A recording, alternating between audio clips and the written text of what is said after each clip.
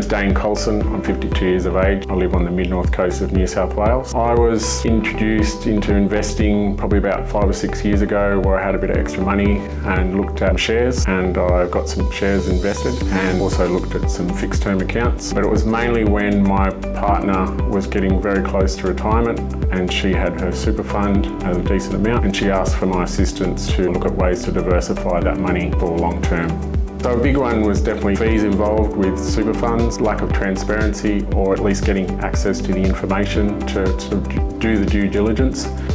Yeah, so fees and transparency are probably the two keys, because without the transparency, it's a lot more difficult to do due diligence and do a deep dive into that company to find out who backs them, what's their history, are they supported by multiple companies, and I think that was probably the most crucial part.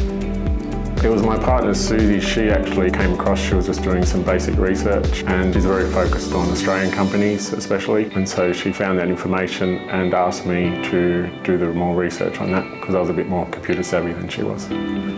Yeah, being under ASCF, under that sort of protective banner, full transparency on the different funds and the fees, that I was able to do good due diligence because of the transparency and access. And then obviously being an Australian company, was able to ring and actually talk to physical people and do deep dives through different social media platforms like LinkedIn, just to find out different people who work there, what were they involved with, what companies they were involved with, what was their past history like. I did a deep dive. I spoke to multiple people via email and also on the phone.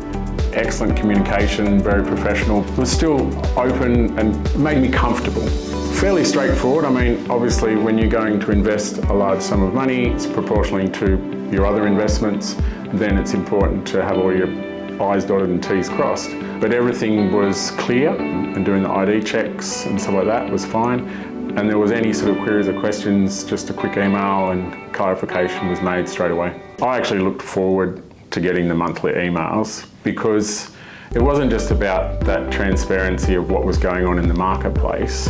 It was also informative about, because there was information about what was going on in the property market, what was going on in your side of the other side of the business that helped the investment fund side of things, and also just to check and say, well, you know, high yield is at this, and there's the 12-month, there's the 2 years, and being able to see those adjustments, and the information is transparent there, and you go, oh yes, that all adds up. And then also being able to sort of go, well, you know, is there any other information that's suitable? Yep. And I might tag that as to something to investigate later on over the weekend.